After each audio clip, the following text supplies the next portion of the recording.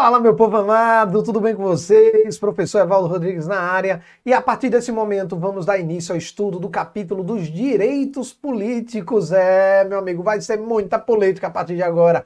E esse assunto é um assunto complicado, principalmente quando a gente fala de inelegibilidade, de algumas disposições finais. Então, muito cuidado com isso, presta bastante atenção, porque ele é muito importante para a sua aprovação. Então, já pega o seu lápis, já pega o seu caderno, já se organiza direitinho, que nós vamos começar, beleza? Simbora! Slide na tela, olha só o que nós temos aqui.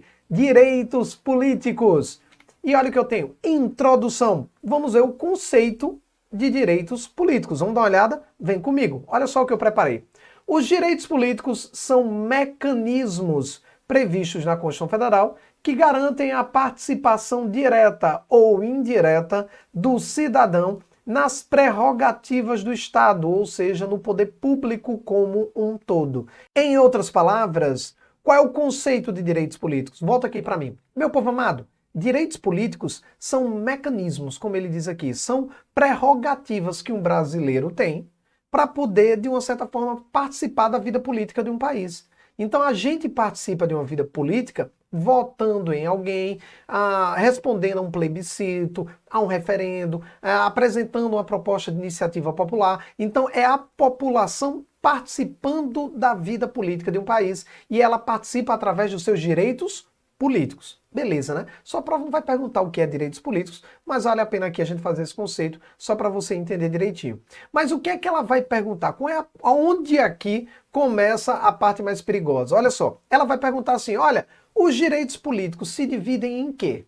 E aí você tem que se ligar, porque nós temos uma dupla divisão, isso mesmo. Olha só, os direitos políticos, eles são classificados como direitos políticos positivos e os direitos políticos negativos. Então eu tenho direitos políticos positivos, que eu já adianto aqui para vocês, é a possibilidade de você exercer o seu direito político, é a possibilidade de você votar e ser votado, e os direitos políticos negativos é quando você não pode exercer seus direitos políticos, entendeu? Essa é a ideia. Então positivo é poder exercer. Você positivamente pode participar, ou seja, ou votando em alguém, ou sendo votado, mas você está participando da parada. Direitos políticos positivos, você está participando, você pode participar, seja votando ou sendo votado.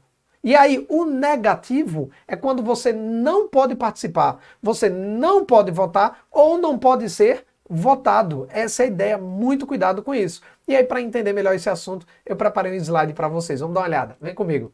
Olha só o que nós temos. Classificação dos direitos políticos. E aí nós temos direitos políticos positivos e direitos políticos negativos. E aí qual é a parte importante aqui? Direitos políticos positivos. A gente vai dividir ele em duas. A capacidade eleitoral ativa e a capacidade eleitoral passiva. Essa é a ideia. Direitos políticos positivos pode ser dividido em capacidade eleitoral ativa e capacidade eleitoral passiva. Quando eu falo em capacidade eleitoral ativa, é o direito do cara votar. Você pode votar em alguém. Essa é a ideia. Já quando eu falo em capacidade eleitoral passiva, é o direito de ser votado. É o direito de ser votado. Já nos direitos negativos, nós temos as situações que impedem o cidadão de votar ou ser votado. Por exemplo, um cara que está com os direitos políticos suspensos, o cara que está inelegível e por aí vai. Professorzinho, entendi direitinho. Mas qual é o problema? O problema é que o aluno ele tende a confundir a capacidade eleitoral passiva e ele coloca isso como um direito negativo. E aí está errado, pessoal.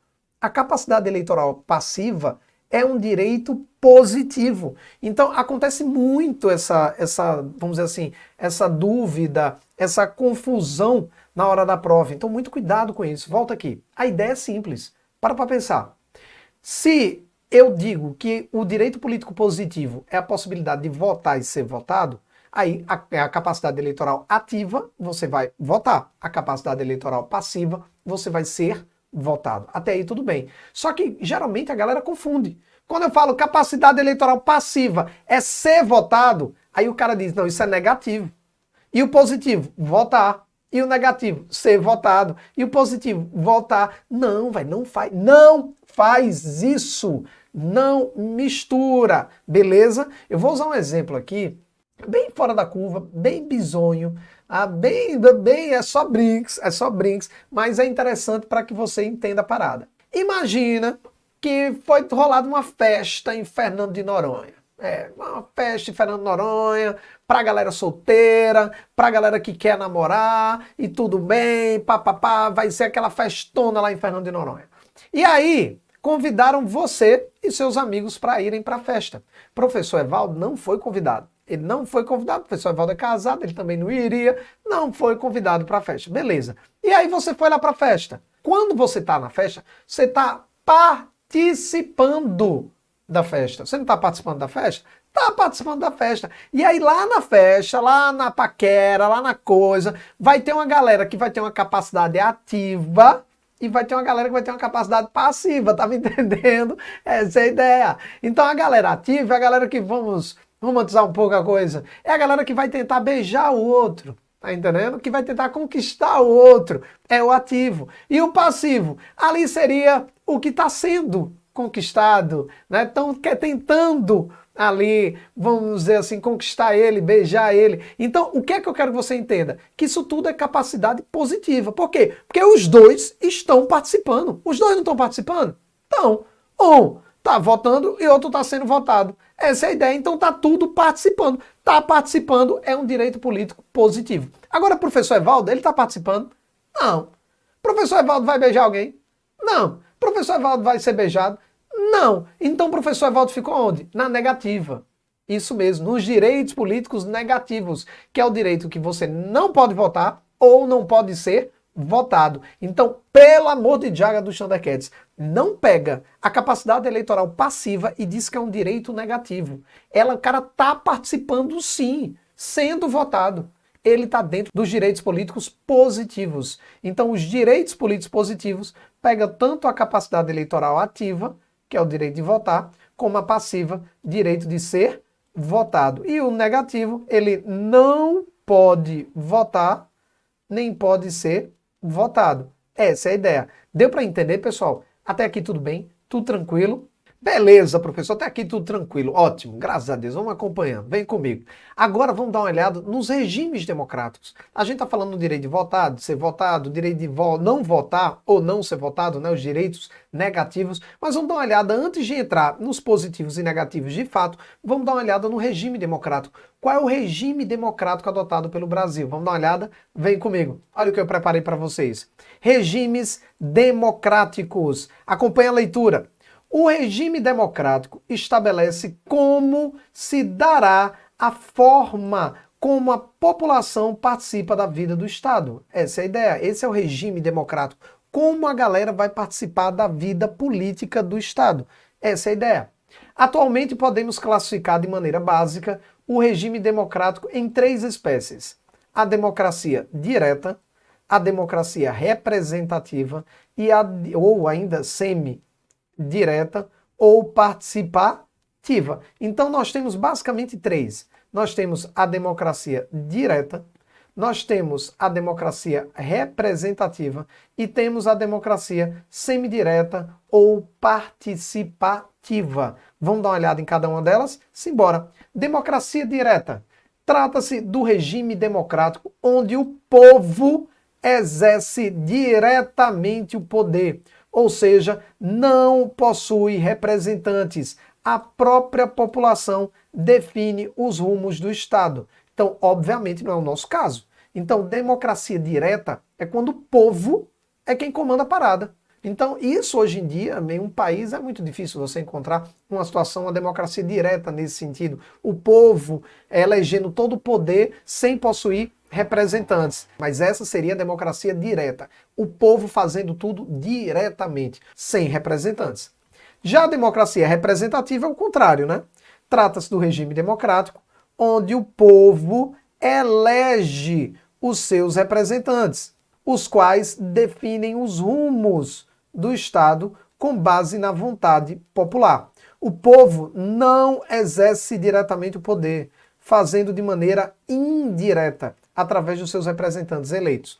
Então, na democracia representativa, eu tenho uma maneira indireta de participar da vida política. Por quê? Porque eu vou eleger o cara, e o cara todo dia que acordar, ele vai pensar e vai dizer assim, o que é que eu posso fazer para, de fato, externar a vontade do meu eleitorado, a vontade da galera que votou em mim. Não é assim que a coisa funciona? É assim que a coisa funciona. Então ele vai chegar e vai dizer assim, o que é que eu faço para, de fato, representar a vontade do povo? Então o povo não está fazendo.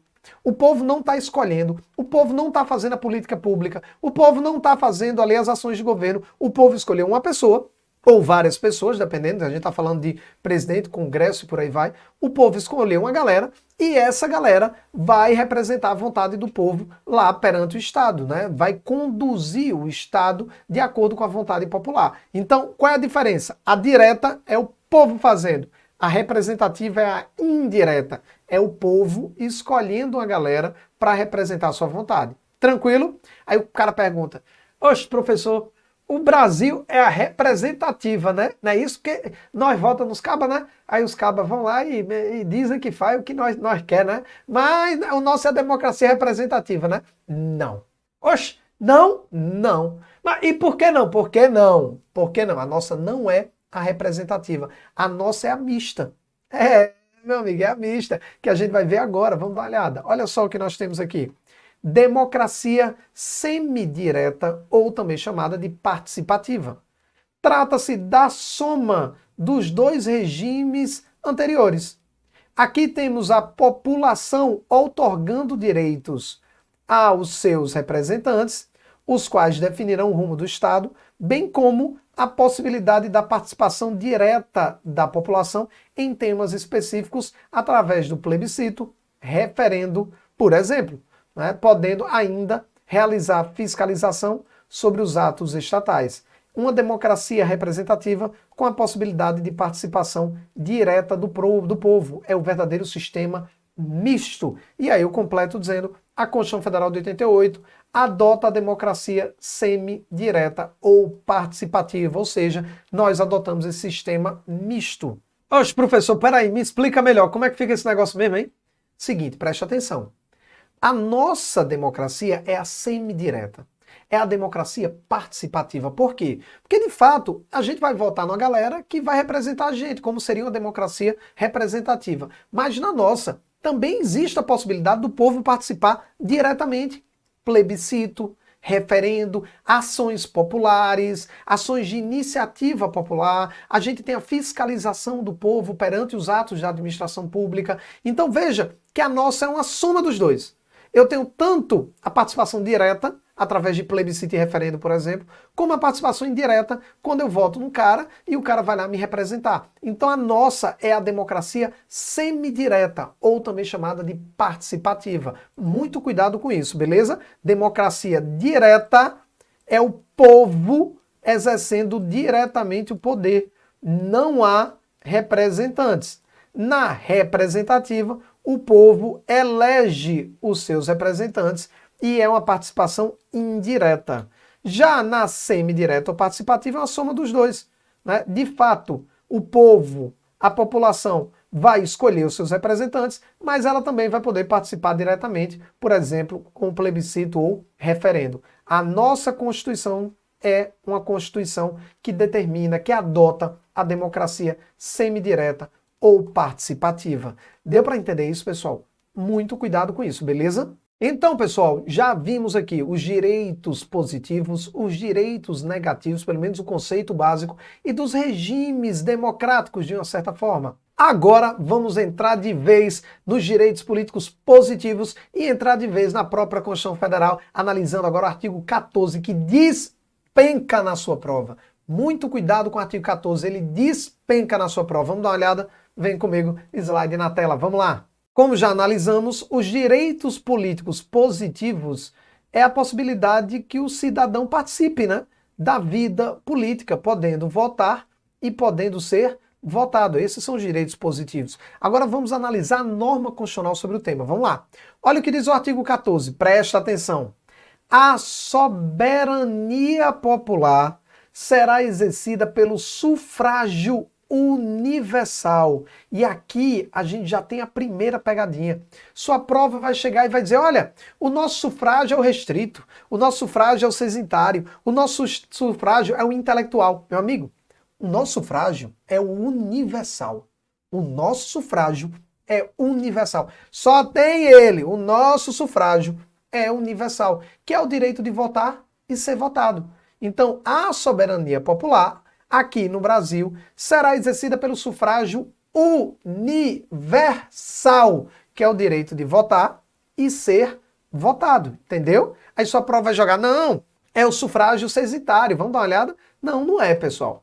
O sufrágio censitário é aquele que só pode votar quem possuir condições econômicas, ou seja, quem é rico. O Brasil não adota esse modelo. Então, o censitário, que já foi adotado, né, vamos dizer de uma certa forma assim, em muitos países pelo globo terrestre, hoje é muito difícil você encontrar um deles, mas só quem votava era a camada mais rica da população. Já o sufrágio intelectual, como o próprio nome já está dizendo, ou capacitário, só votavam uma parcela intelectual da sociedade. O Brasil também não adota esse modelo. O Brasil adota o sufrágio universal, que é o direito que a galera tem de votar e ser votado. Ou seja, os brasileiros podem votar e ser votados. Então é sufrágio universal. Tranquilo? Por favor, não caia na pegadinha, tá? Ela pode botar sufrágio da gota serena na sua prova. O nosso sufrágio é universal. Beleza? Vamos voltar. Aí ele diz, a soberania popular será exercida pelo sufrágio universal, pelo voto direto, secreto e com valor igual para todos. Aí cuidado com isso também. Porque o nosso voto é direto, é sim, você vota direto em alguém ou alguma coisa, mas você vota diretamente em alguém ou alguma coisa. O voto é secreto? É secreto. O voto é secreto, o Estado não pode divulgar em quem você votou. Se você quiser falar, aí é um problema seu. Se você quiser ir com a bandeira, a camisa, não sei o que, é problema seu. Agora é secreto no sentido que o Estado não pode divulgar quem votou em quem. Essa é a ideia. E ele também tem um valor igual para todos, isso mesmo. Tem um valor igual para todos, ou seja, não importa se você é rico, é pobre, não interessa se você tem nível médio, superior, o seu voto vale um. Vale um. E é tão assim, é tão igual para todos, que às vezes até quem não está mais vivo vota, né? Já notou isso? Até morto e vivo às vezes tem isso, né? Volta e meia lá na urna, tem uma galera que já não está mais entre nós, mas saíram, né, do cemitério para votar, para exercer o seu direito ao voto, para participar desse processo democrático no Brasil. Eles vão lá e votam, né? E vale um. Então o voto, né, é um e não tem diferença de raça, origem, sexo, nada nesse sentido. É valor igual para todos, beleza? Agora cuidado. Nota, em nenhum momento falamos que o voto era obrigatório aqui. Tá? Muito cuidado. De uma regra geral, de um modo geral, o voto é direto para todo mundo.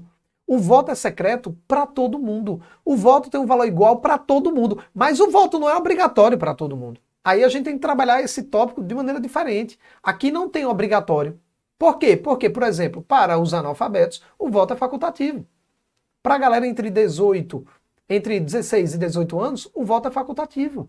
Então, eu não posso dizer que ele é obrigatório para todo mundo. Então, cuidado, tá? Sua prova vai chegar e vai colocar que o voto é direto, obrigatório, secreto, com valor igual para todos. Não, aqui não tem o obrigatório. Não tem o obrigatório. Não tem o obrigatório, beleza? E essa soberania popular, que será exercida pelo sufrágio universal e pelo voto direto secreto com valor igual para todos, se dará por meio do plebiscito, referendo e da iniciativa popular. E aí isso cai pra caramba, viu, meu povo? Sua prova chega e pergunta mesmo, o que é plebiscito, o que é referendo, o que é iniciativa popular? Ela fica trocando os conceitos, querendo confundir você. Por exemplo, ela vai chegar e vai dizer, olha, não é iniciativa popular não, aqui vai ser ação popular. Aí ela vai jogar aqui uma ação popular. Não, pessoal. Apesar da ação popular, de uma certa forma, derivar da iniciativa popular, Mas a ação popular aqui seria um remédio constitucional. Não seria, de fato, uma ação popular. Seria uma iniciativa popular, que seria projetos de leis. Então, muito cuidado com isso, beleza? E aí, para a gente entender tudo direitinho, vamos ao conceito de cada um deles. Vamos lá! Plebiscito. Professorzinho do meu coração, o que é um plebiscito? Porque eu vejo de vez em quando o pessoal falando plebiscito, né? Plebiscito. Por que plebiscito, professor? Porque o plebiscito é uma consulta prévia. Isso mesmo, é uma consulta prévia. Ele vai perguntar antes de fazer, o Estado vai perguntar antes de fazer. Por isso que a galera chama plebiscito, para lembrar que é a prévia, pergunta prévia. Vamos dar uma olhada? Simbora, vem comigo. Olha só. Plebiscito é uma consulta prévia aos eleitores sobre assuntos administrativos ou legislativos, os quais são decididos através do voto. Pode aprovar ou rejeitar a matéria em votação. Em outras palavras, primeiro pergunta aos cidadãos e depois realiza o ato. Essa é a ideia do plebiscito. Exemplo, plebiscito sobre a forma de governo, onde se votou a manutenção da República ou a instauração da monarquia. Isso aconteceu em 1993. Perguntou antes, né, de modificar essa ideia. E aqui está aqui, ó, artigo 2º da DCT, que são os atos das disposições constitucionais transitórias. Está lá no capítulozinho final da Constituição. E ele diz, no dia 7 de setembro de 1993, o eleitorado definirá, através de plebiscito, a forma de governo, ou seja, república ou monarquia, e o sistema de governo, se ele quer o parlamentarismo ou presidencialismo, que devem vigorar no país. Em outras palavras, olha o que aconteceu. O plebiscito, ele pergunta antes. Ele chegou a dizer o seguinte, olha, vocês estão aí com a república. Vocês querem mesmo a república ou querem mudar para a monarquia? Ele não mudou e perguntou se você queria mudar. Ele perguntou antes. Ele diz, olha, vocês estão aí com o presidencialismo. Vocês querem sair do presidencialismo e para o parlamentarismo? E a galera foi lá votar. Ele não mudou, ele perguntou antes. Então o plebiscito, ele pergunta antes e você vai votar. Você vai na urna, vota, pega ali o extrato que você votou, tudo bonitinho. É uma votação normal, como se você estivesse votando para vereador, deputado, prefeito, governador, presidente. Essa é a ideia. Outro plebiscito que eu posso colocar aqui também, para ficar até mais fácil, foi aquela situação, aquela tragédia que aconteceu no Pará. Vocês lembram, pessoal? Aquela tragédia que aconteceu no Pará, quando Chimbinha e Joelma separaram. Vocês lembram disso? Foi muito difícil, né? Foi muito difícil para o Pará. O Pará não conseguiu, né? Foi uma situação complicada. E aí o que é que aconteceu? Em determinado momento o Pará chegou e disse assim, vamos separar? Vamos separar? Não dá para ver desse jeito. Não dá para ver desse jeito. Vamos separar. E aí, para ter um desmembramento do Estado, a Constituição diz, tem que fazer um plebiscito. Essa é a ideia. E aí foi feito um plebiscito. Perguntaram a galera, antes de separar, é isso que vocês querem mesmo? Tem certeza? A galera vai na urna, votou, fala, não, tá de boa. Já temos separação demais por aqui. Já temos muita dor no coração aqui. Vamos deixar isso quieto. Vamos continuar a vida que segue. Então isso é um plebiscito. Deu para entender? Show de bola, facinho, né? Vamos para o referendo? Simbora. Slide na tela, referendo. Referendo é uma consulta posterior aos eleitores sobre assuntos administrativos ou legislativos, os quais são decididos através do voto. Pode aprovar ou rejeitar a matéria da votação. Em outras palavras, primeiro realiza o ato, seja ele legislativo ou administrativo, e posteriormente é realizada a votação popular para manter ou rejeitar o ato. Exemplo, referendo sobre a comercialização da arma de fogo e munição em todo o território nacional, realizado em outubro de 2005. Sobre o tema, foi realizada uma votação onde se respondia-se a seguinte pergunta: o comércio de armas de fogo e munição deve ser proibido no Brasil? Como resultado, o não venceu, recebendo 63,94% contra os 36% do sim. Né? E aí o que é que acontece aqui? Veja bem, eles fizeram o Estatuto do Desarmamento. Eles fizeram tudo bonitinho, a lei foi feita, a lei estava valendo, já estava tudo. A galera já não podia vender armas de fogo, já não podia realizar a comercialização sem a devida, vamos dizer assim, sem atender os requisitos legais para tanto, ou seja, é uma coisa bem mais restrita com o Estatuto do Desarmamento. E aí eles perguntou, e aí galera, o comércio de arma, vocês querem continuar de uma certa forma proibido aqui ou não querem permitir? Aí a galera fez, não, a gente quer permitir. Aí eles pegaram e disseram assim, eu acho que eles não entenderam a pergunta. Porque o não e o sim ficou muito assim, né? É não de não quero ou não de não quero manter. E aí ficou como? Aí eles pegaram e anularam e nunca mais perguntaram, tá? Mas a ideia é que o referendo sobre o Estatuto do Desarmamento é nesse sentido. Primeiro fizeram o Estatuto, primeiro proibiram e depois perguntaram, vocês querem de uma certa forma continuar ou não? Querem manter, melhor dizendo, a proibição ou não, mas ele já tinha feito o estatuto, já tinha feito a lei, antes de qualquer coisa, isso seria um referendo. Deu para entender, pessoal? Referendar é manter. Essa é a ideia. Tranquilo? Até aqui tudo bem? E por fim, para fechar esse bloco, iniciativa popular. Professorzinho do meu coração, o que é iniciativa popular? Vamos dar uma olhada. Vem comigo. Olha só o que nós temos. Trata-se, em regra geral, da apresentação de projeto de lei ao Poder Legislativo, o qual foi elaborado e assinado pela população, ou seja, iniciativa popular é o povo apresentando um projeto de lei, por exemplo, ao Congresso Nacional.